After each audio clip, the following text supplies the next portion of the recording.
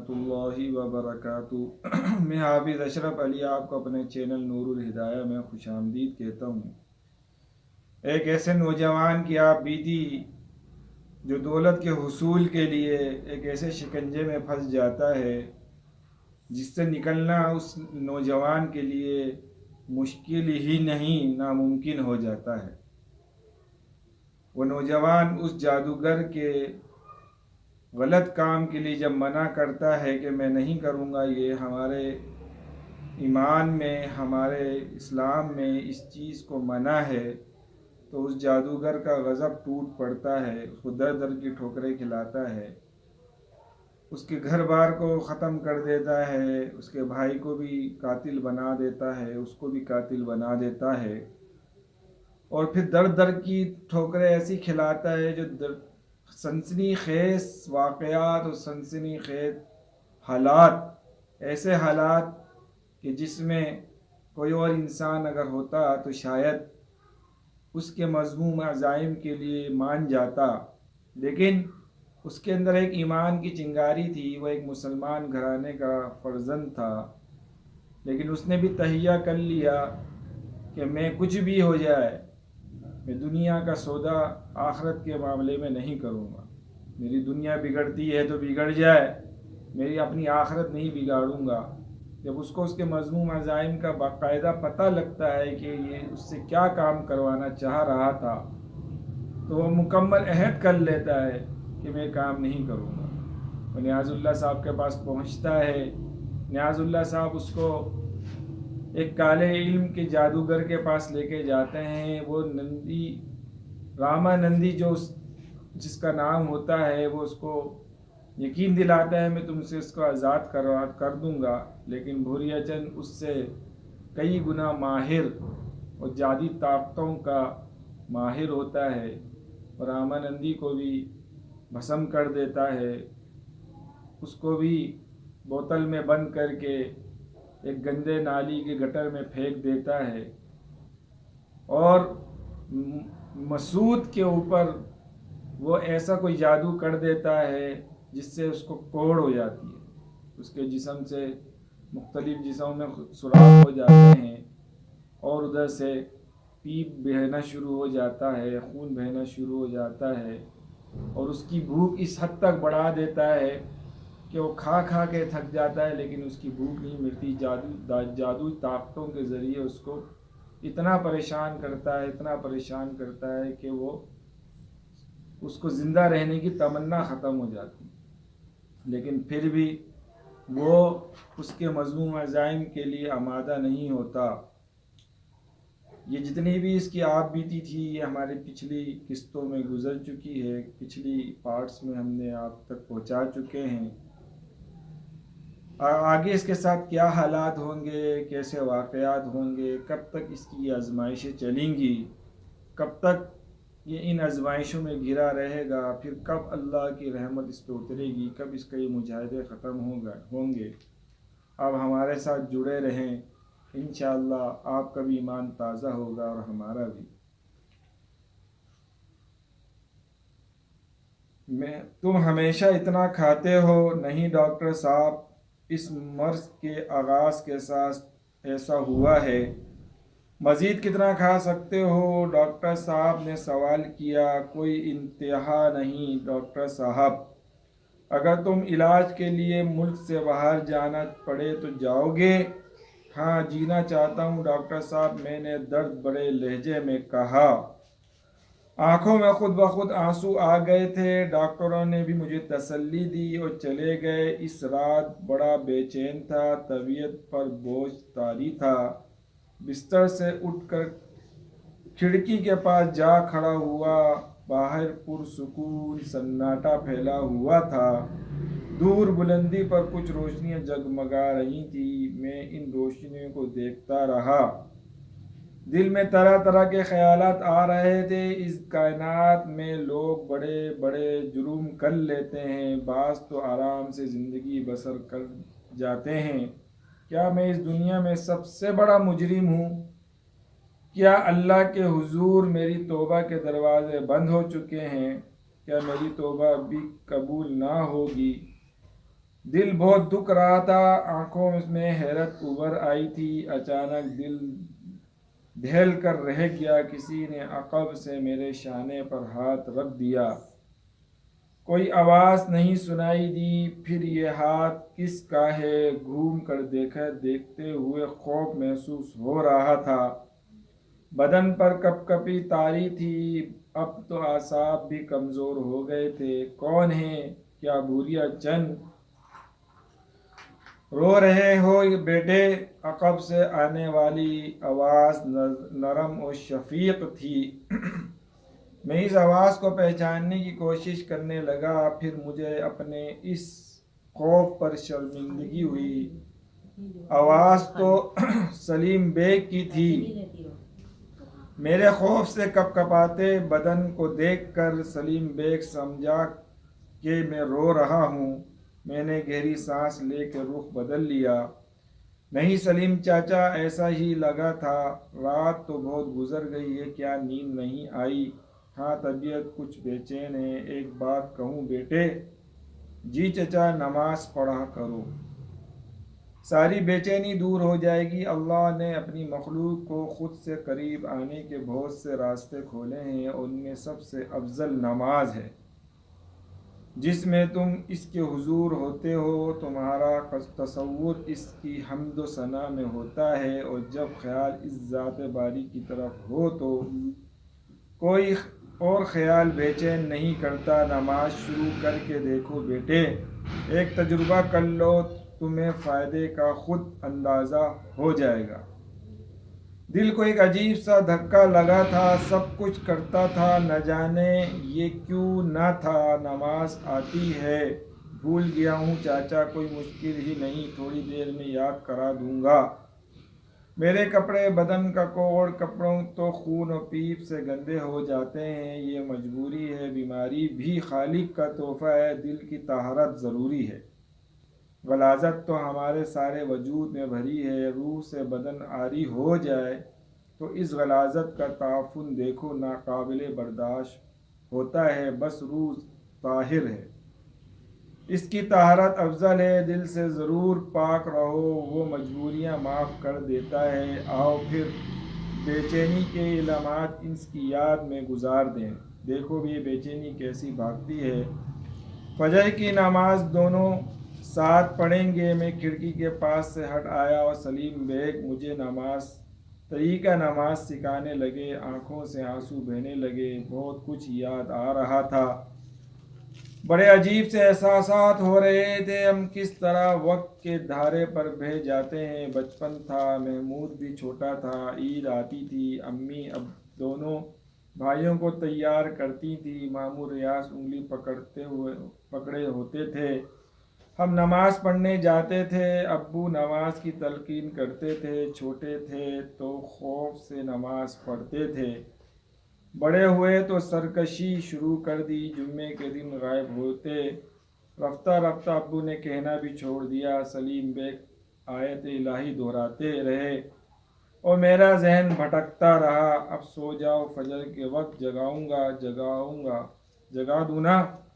جی، میں نے کہا اور لیٹ گیا۔ سلیم بیگ صاحب بھی لیٹ گئے، نہ جانے کب نیند آئی تھی، پتہ نہیں سویا بھی تھا یا نہیں۔ سلیم بیگ صاحب نے جھنجھوڑا تو فوراً آواز دی، ہاں چاچا جاگ رہا ہوں، کیا بات ہے، بھول گئے؟ فجر کی اذان ہو رہی ہے، اٹھ جاؤ بیٹے، نماز افضل ہے نیند سے۔ جی چچا، میں نے کہا، اٹھ گیا، نماز پڑھی اور پھر سلیم بیگ سے باتیں کرتا رہا۔ 2 دن گزر گئے، کوئی تکلیف نہیں تھی، مگر بھوک کی تکلیف سے نڈھال رہتا تھا۔ حالانکہ مجھے ایک وقت میں کم از کم 6 افراد کی خوراک دی جاتی تھی، کھاتے ہوئے شرمندگی بھی ہوتی تھی، لیکن دل نہیں بھرتا تھا۔ تیسری دوپہر کچھ نئے ڈاکٹر آئے اور مجھے خصوصی طور پر ان کے سامنے پیش کیا گیا۔ میری ساری رپورٹیں ان کے سامنے تھی۔ ہم تمہیں جرمنی بھیجنا چاہتے ہیں، تمہاری تفصیل وہاں بھجوائی جا چکی ہے اور وہاں کے ڈاکٹر تم پر تجربات کرنا چاہتے ہیں۔ یہ تجربات تمہاری موت پر بھی ختم ہو سکتے ہیں۔ تم کہتے ہو تم لاوارث ہو، اس لیے کسی اور سے تو تمہارے بارے میں کوئی بات نہیں کی جا سکتی۔ تم بتاؤ تیار ہو؟ جی، میں ہکا بکا رہ گیا۔ تم نے اس بارے میں پوچھا گیا تھا اور تم نے آمادگی کا اظہار کیا تھا۔ پرانے ڈاکٹروں میں سے ایک نے کہا، جی ہاں، مجھے یاد ہے۔ مجھے کب جانا ہوگا؟ کچھ دن لگ جائیں گے۔ حکومت تمہاری روانگی کے انتظامات کرے گی۔ تمہاری موت کی تو محض ایک بات کہی گئی ہے۔ زیادہ امکانات تمہارے درست ہو جانے کے ہیں۔ تمہارے کوڑ کے مرض کا وہاں علاج ہو رہا ہے۔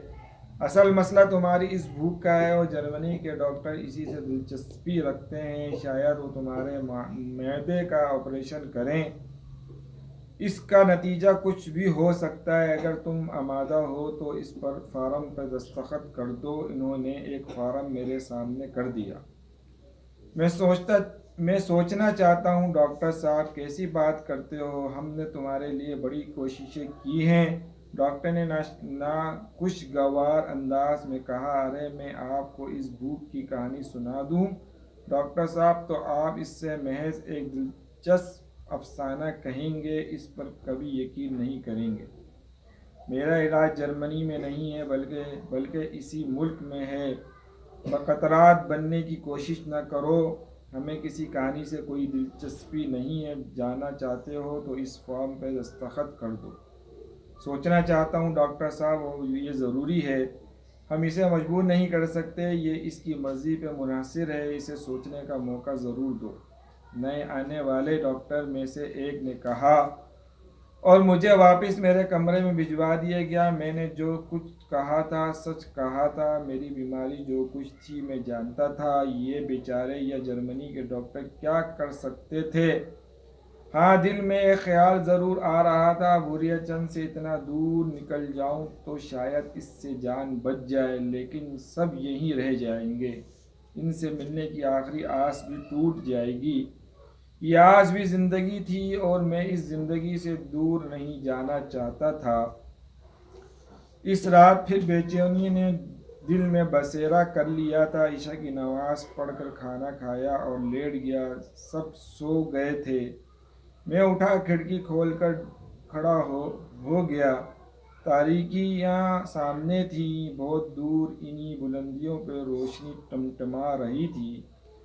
ہوا کے دوش پہ کچھ شور کی سی آواز ابھر رہی تھی۔ دل بوجھل ہو رہا تھا۔ ڈاکٹر دوبارہ مجھ سے سوال کریں گے، کیا جواب دوں گا انہیں؟ کیسے بتاؤں گا کہ میرا علاج تو بہت آسان ہے؟ اس گندی روح کو آواز دوں، وہ آ جائے گی، مجھے کسی نہ کسی طرح یہاں سے نکال لے جائے گی۔ اس مکروہ خواہش پر سر جھکا دوں، ایمان کھو دوں، سب ٹھیک ہو جائے گا، سوائے اس کے کہ عاقبت کے لیے کچھ نہ ہوگا بجز گناہوں کے انبار کے عرص ہو رہا ہے شاید۔ پیچھے سے آواز ابھری اور میں چونک پڑا۔ نہ جانے کب سلیم بیگ میرے پیچھے آ کھڑے ہوئے تھے۔ میں نے مڑ کر دیکھا تو وہ پھر بولے، قوالیاں ہو رہی ہیں۔ کہاں؟ مزار پر۔ کون سے مزار پر؟ یہ آوازیں نہیں سن رہے؟ وہیں سے آ رہی ہیں۔ مزار کہاں ہے؟ میں نے پوچھا۔ وہ روشنیاں جو نظر آ رہی ہیں مزار ہی کی تو ہیں۔ کس کا مزار ہے؟ بابا جلال شاہ کا۔ لوگ یہی کہتے ہیں، دیکھا تو کبھی نہیں۔ سلیم بیگ نے کہا، کافی فاصلے پر ہے، یہاں بہت دور ہے۔ دن میں تو نظر ہی نہیں آتا، رات کو بس روشنیاں نظر آ جاتی ہیں۔ اس وقت قوالیوں کی آوازیں بھی ہوا کے ساتھ آ رہی ہیں۔ ہوا کا رخ بدل جائے تو آوازیں بھی نہیں آئیں گی۔ چلیں، میں نے بے اختیار کہا۔ کہاں؟ سلیم بیگ حیرت سے بولے۔ عرس دیکھیں، قوالیاں سنیں، میں نے کہا، اور سلیم بیگ خاموش ہو گئے۔ انہوں نے کوئی جواب نہیں دیا، ساکت کھڑے رہ گئے تھے۔ میں ان کے جواب کا انتظار کرتا رہا، پھر کچھ بولنا چاہا تھا کہ اچانک ان کی سسکیاں ابھرنے لگی اور میں حیران ہو گیا۔ ارے سلیم چچا، میں نے تو کچھ نہیں کیا۔ کوئی بات نہیں بیٹے، بس ایسے ہی دل بھر آیا تھا۔ تمہارا دل چاہتا ہے نا سب دیکھنے کو، مگر اللہ کا حکم، وہ خود ہی سب کو کچھ جانتا ہے۔ بیٹے، ہمیں کوئی اپنے درمیان کہاں قبول کرے گا؟ لوگ ہم سے گن کھاتے ہیں، ہم کیسے جا سکتے ہیں وہاں؟ ہم ان سے دور رہیں گے چچا۔ نہیں بیٹے، ویسے بھی گیٹ بند ہوگا، چوکیدار اس وقت نہیں جانے دے گا۔ میرا دل چاہ رہا ہے چچا میں جاؤں گا۔ ارے نہیں بیٹے، ممکن نہیں ہے، مزار شریف بہت دور ہے، اور پھر باہر کیسے جاؤ گے؟ کمرے کے باہر بھی رات کی ڈیوٹی ہے، ڈاکٹروں کی سختی کریں گے۔ کھڑکی زیادہ اونچی تو نہیں ہے، کود جاؤں گا۔ زخمی ہو جاؤ گے بیٹا۔ زخمی تو میں ہوں چچا، ضد سوار ہو گئی ہے تم پر، مگر ٹھیک نہیں ہوگا بیٹے، مناسب نہیں ہے۔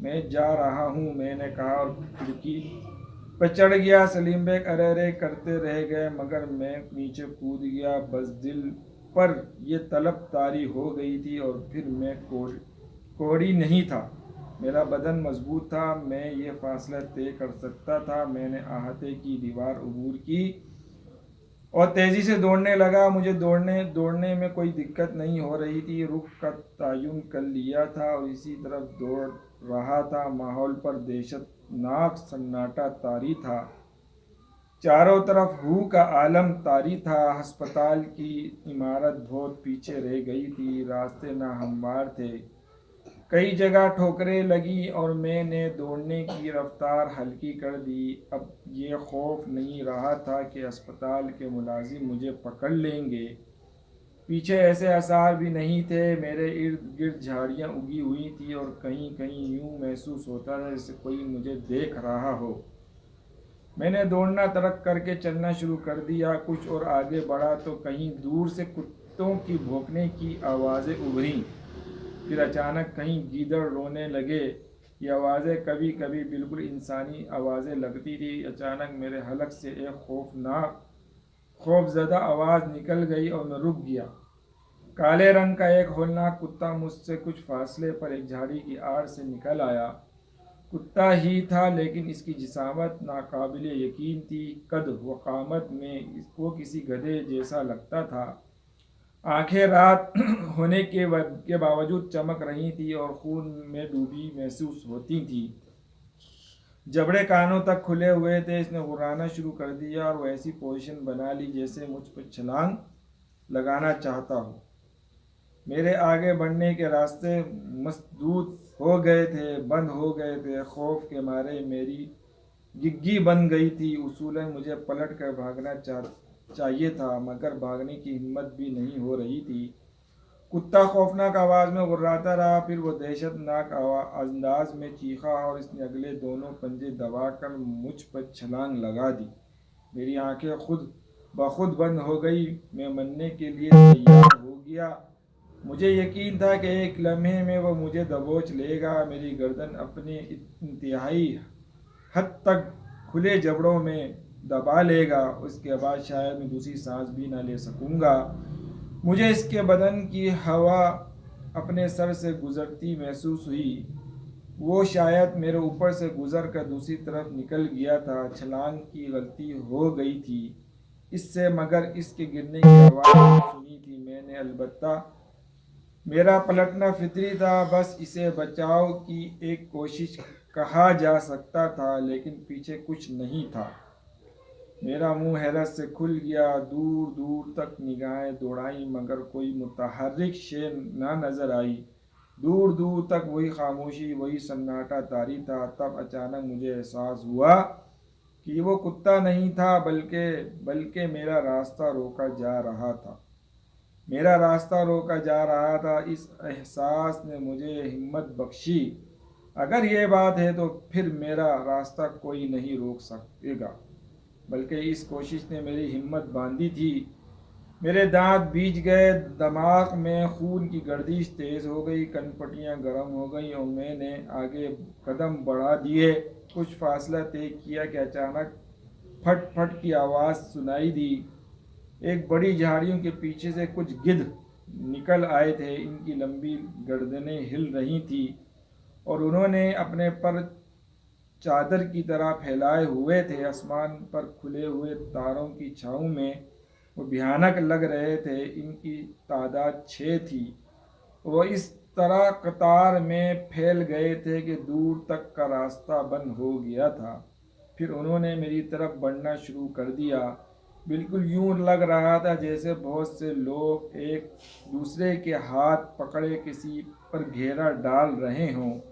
میرے حلق سے ایک وحشیانہ دھاڑ نکلی اور میں خود ان کی طرف دوڑ پڑا۔ خوف اور جوش میں ڈوبی اپنی آواز مجھے بہت بھیانک لگ رہی تھی۔ اچانک وہ گدھ آگے بڑھنے سے رک گئے، پھر ان میں سے ابتری پھیل گئی اور وہ اپنے پیروں پر اچھلنے لگے۔ اسی طرح اچھلتے ہوئے وہ پیچھے ہٹ رہے تھے۔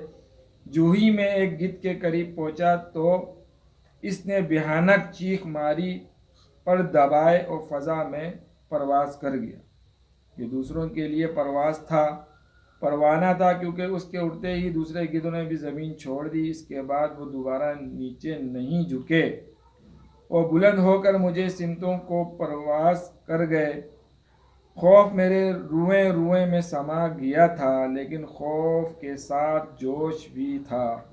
بدن ایٹ رہا تھا مگر قدم دیوانہ وار آگے بڑھ رہے تھے۔ اب شاید میں مزار کے قریب پہنچ رہا تھا، کیونکہ جھاڑیوں کے ایک اونچے سلسلے کے دوسرے طرف سے روشنی چھن رہی تھی۔ ادھر سے کچھ آوازیں بھی سنائی دے رہی تھیں، انسانی آوازیں تھیں۔ وہ کچھ گا رہے تھے، نہ جانے کیا آوازیں تھیں۔ میں تیز قدم اٹھاتا ہوا جھاڑیوں کے دوسری طرف نکل آیا۔ روشنیاں مشعلوں کی تھیں جو چند لوگوں نے ہاتھوں میں اٹھائی ہوئی تھیں۔ انہوں نے ایک حلقہ سا بنا رکھا تھا اور ان کے درمیان چند ملنگ رقص کر رہے تھے۔ وہ کچھ گاتے بھی جا رہے تھے جو سمجھ میں نہیں آ رہا تھا۔ ان کے جسموں پر مٹیالے رنگ کی کفنیاں تھیں جو لہریں لے رہی تھیں۔ وہ کس قدر لہرائی تھی اور وہ بلند جگہ جہاں سے میں انہیں بخوبی دیکھ سکتا تھا۔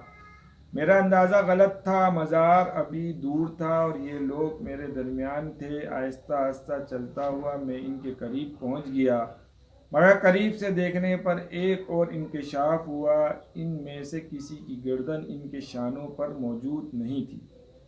ان کے جسم رقصاں تھے، آوازیں بھی آ رہی تھیں، مگر سب کے شانے گردنوں سے خالی تھے۔ اس بھیانک منظر کو دیکھ کر میں نے آنکھیں بند کر لی، مگر قدم نہ رکے۔ اب مجھے اندازہ ہو چکا تھا کہ کیا ہو رہا ہے۔ خوف اب دل میں ختم ہوتا جا رہا تھا۔ آنکھیں بند کر کے چلنے سے جگہ جگہ ٹھوکریں لگ رہی تھیں۔ میں لڑکھڑا رہا تھا مگر رک نہیں رہا تھا۔ ملنگوں کی آوازیں مجھے اپنے آگے چلتی ہوئی محسوس ہو رہی تھی۔ ایک بار آنکھیں کھول کر دیکھا تو وہ سب مجھ سے بہت اپنے ساتھ آگے بڑھتے نظر آئے۔ انہوں نے مشلیں پکڑی ہوئی تھی، بے سر والے ناچ رہے تھے اور میرے آگے جلوس کی شکل میں آگے بڑھ رہے تھے۔ میں نے رفتار تیز کی تو وہ بھی تیز چلنے لگے۔ نہ جانے کون سی قوت مجھے زندہ رکھے ہوئے تھی، ورنہ اس منظر کو دیکھ کر دل کی دھڑکنیں بند ہو جانی چاہیے تھی۔ نہ جانے کتنے دور تک چلتا رہا، دماغ سنسنا رہا تھا، بدن کی قوتیں سلب ہوتی جا رہی تھی اور اب نہ جانے کون چل رہا تھا، وہ میں نہ تھا۔ آوازیں بند ہو گئیں، اب قوالیوں کی آوازیں نمایاں ہو رہی تھیں۔ قوال گا رہے تھے، من کی پیاس بجھانے یاد آتا ایک سوالی۔ آنکھیں کھل گئیں، بے شمار خلقت تھی، روشنیاں جگمگا رہی تھی، خوب چہل پہل تھی، لوگ ہنس بول رہے تھے۔ سر کٹے ملنگوں کا کوئی نام و نشان نہیں تھا۔ میں بیٹھنے کے لیے جگہ تلاش کرنے لگا، انسانوں کے ہجوم کے درمیان تھا۔ جہاں تک پہنچا تھا وہیں بیٹھ گیا۔ کچھ فاصلے پر بہت سے لوگ دری بچھائے بیٹھے ہوئے تھے۔ جگہ جگہ عرس میں شرکت کرنے والوں نے ڈیرے ڈالے ہوئے تھے۔ کچھ لوگ لنگر بانٹ رہے تھے۔ وہ میرے قریب آ کر رک گئے۔ کھانا لوگے؟ ہاں، میں نے بھرائی ہوئی آواز میں کہا۔ برتن ہے؟ نہیں۔ تو پھر کھانا کیسے لوگے؟ رکابی دے دو، ایک کسی ہمدرد نے کہا اور انہوں نے سلور کی ایک رکابی میں مجھے چاول دے دیے۔ بھوک تو سانسوں کا حصہ بن چکی تھی، یہ تھوڑے سے چاول کیا حیثیت رکھتے تھے۔ میں انہیں کھانے لگا۔ دری پر بیٹھے ہوئے لوگ مجھے دیکھ رہے تھے۔ جب میں چاول کھا چکا تو ان میں سے ایک نے پوچھا، پانی چاہیے؟ دے دو بھائی، میں نے عاجزی سے کہا، اور ایک نوجوان پانی لے آیا۔ اس نے جھک کر مجھے پانی دیا اور پھر ایک دم سیدھا ہو گیا۔ تم کوڑی ہو؟ اس نے بے اختیار کہا۔ میں نے آہستہ سے کہا۔ وہ جلدی سے پیچھے ہٹ گیا اور پھر اپنے ساتھیوں کے پاس پہنچ کر انہیں میرے بارے میں بتانے لگا۔ میں نے ان سب کے منہ سے کوڑی کوڑی کے الفاظ سنے تھے۔ پھر سب کھڑے ہو گئے، دری وہاں سے اٹھا لی گئی اور کسی اور سمت چلے گئے۔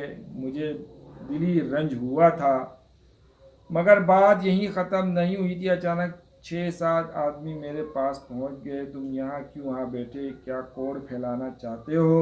نہیں بھائی، میں اٹھوں یہاں سے؟ اٹھو، ایک آدمی گرج کر بولا۔ چلو بھاگو یہاں سے، دوسرے نے کہا۔ میں بادل ناخواستہ اڑ گیا تھا۔ تکابی اور پانی کا گلاس میں نے نیچے چھوڑ دیا تھا۔ اس شخص نے پھر چیخ کر کہا، برتن اٹھاؤ اپنے، چلو دفع ہو جاؤ یہاں سے، لا حول ولا قوت، ابے چلا جا، لگاؤں ایک ڈنڈا، اس جوشیلے شخص نے کہا اور ایک موٹی سی لکڑی سے مجھے ڈھکیلنے لگا۔ جا رہا ہوں بھائی، جا رہا ہوں، میں نے صبر کرتے ہوئے کہا اور دونوں برتن اٹھا کر وہاں سے آگے بڑھ گیا۔ دل رو رہا تھا، نہ کیا ناقدری تھی، کیا عزت افزائی ہے، مگر صبر ضروری تھی۔ اس سے دور نکل آیا۔ یہ مزار کا عقبی حصہ تھا۔ پتھر چاروں طرف بکھرے ہوئے تھے، ان کے درمیان جھاڑیاں اگی ہوئی تھی۔ زمین ناہموار تھی، اس طرف کوئی نہیں تھا۔ ہاں، بلندی سے روشنی نظر آ رہی تھی۔ ایک پتھر پر سر رکھ کر لیٹ گیا، خود پر غور کرنے لگا۔ عجیب سا دل ہو رہا تھا۔ کیا بقیہ زندگی یہی ہوگی؟ کیا اب کبھی میری زندگی دنیا مجھے واپس نہیں ملے گی؟ بہت دیر گزر گئی، پھر گھنگروں کی آواز سنائی دی۔ کسی کے قدموں کی چھاپ تھی۔ گردن اٹھا کر دیکھا تو ایک ملنگ تھا، مگر اس کا سر اس کے شانوں پر موجود تھا۔ اس کے ہاتھ میں ایک موٹا سا ڈنڈا دبا ہوا تھا، جس پہ رنگین کپڑے اور گھنگرو لگے ہوئے تھے۔ ڈنڈا ٹیکتے ہوئے گھنگرو بج رہے تھے۔ وہ میرے پاس آ کر بیٹھ گیا اور میں اٹھ کر بیٹھ گیا۔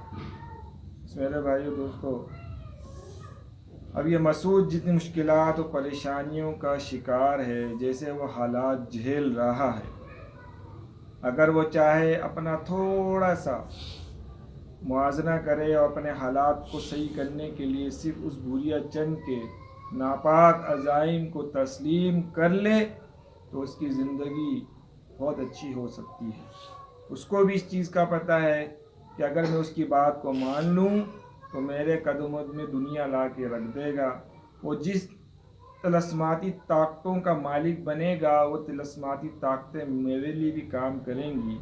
لیکن اس کو پتہ تھا دنیا تو ختم ہو جانی ہے، لیکن ہمارے لیے تو آخرت کی زندگی اہم ہے، لیکن وہ آخرت کی زندگی میرے لیے برباد ہو جائے گی۔ میں اتنا بڑا گناہگار بن جاؤں گا کہ میری معافی ناقابل قبول ہوگی۔ تو اس لیے وہ اپنے سارے حالات جھیل رہا ہے تاکہ میں اس جادوگر کے عزائم کو پورا نہ کروں۔ ایک طرف ایمان کی طاقت اور ایک طرف اس جادوگر کی جادوگری، صرفی علم کا ماہر، طلسماتی طاقتوں کا ماہر۔ ایسے ایسے حالات، ایسے ایسے معاملات جس کو سوچ کر انسان کے عقل دنگ لے جائے، انسان کا کلیجہ دل میں آ جائے، دل منہ میں آ جائے، لیکن اس نے سودا نہیں کیا۔ وہ حالات کو جھیل رہا ہے، اس آزمائش کو خوش اسلوبی کے ساتھ پورا کر رہا ہے۔ کب اللہ کی مدد آئے گی، اللہ سے مانگ بھی رہا ہے۔ اس کو کوڑ لگا دیا۔ اب یہ کوڑ تو ہے نہیں، یہ تو بھوریا چند کی دی ہوئی بیماری ہے۔ اب یہ بیماری سے کس طرح چھٹکارا پائے گا اور کس طرح اس بھوک سے اس کو نجات ملے گی جو اس نے جادوئی طلسماتی طریقوں سے اس کو یہ بھوک عطا فرما دی؟ کب اللہ کی رحمت اس پر اترے گی؟ اتنے حالات اس نے جھیل لیے۔ اب اس کو نہیں پتہ ہے میری ساری زندگی اب باقی کی ایسی رہے گی یا میرے گھر والے بھی مجھ سے مل پائیں گے یا نہیں۔ اس نے سودا نہیں کیا۔ وہ اگر سودا کر لے تو اس کی زندگی صحیح ہو جائے گی، لیکن نہیں، اس سے ایمان تازہ ہوتا ہے کہ ہم مسلمان ہیں، اللہ کا شکر ہے کہ اللہ نے ہم کو مسلمان پیدا فرمایا اور اچھا اور بہترین دین عطا فرمایا۔ تو اگر ہماری ویڈیو آپ کو پسند آئی ہے تو ہمارے چینل کو سبسکرائب کریں، لائک کریں، شیئر کریں، کمنٹس کریں، بیل آئیکن کو پریس کریں تاکہ ہر آنے والی ویڈیو آپ تک پہنچ سکے اور آپ کو پتہ چل سکے کہ ایمان کی طاقت کیا ہوتی ہے، ایمان کا روب کیا ہوتا ہے، اور اللہ سے دوستی کیسی ہوتی ہے، اور اس پہ اللہ کا بندہ ولی کس طرح بنتا ہے، پھر کون سا وظیفہ ملتا ہے جس سے اس جادوگر کو وہ جہنم رسید کرے گا۔ جب تک کے لیے اگلی قسط کے لیے اجازت دیجیے۔ السلام علیکم ورحمۃ اللہ وبرکاتہ۔